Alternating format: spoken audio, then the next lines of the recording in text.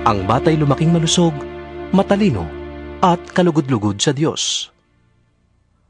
Taon-taon, tuwing pista ng Paskwa, ang mga magulang ni Jesus ay pumupunta sa Jerusalem. Nang siya'y 12 taon na, dumalo sila sa pista, gaya ng dati nilang ginagawa.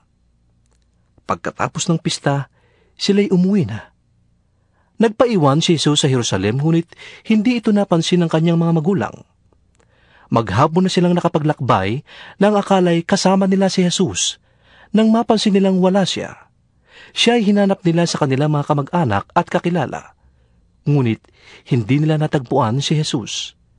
Kaya't bumalik sila sa Jerusalem upang doon maghanap. Pagkalipas ng 3 araw, natagpuan nila si Jesus sa loob ng templo. Siya'y nakaupong kasama ng mga guro. Nakikinig siya at nagtatanong sa kanila. At ang lahat ng nakakarinig sa kanya ay hangang-hanga sa kanyang katalinuhan. Namangha rin ang kanyang mga magulang nang siya'y makita. Sinabi ng kanyang ina, "Anak, bakit mo naman ginawa ito sa amin?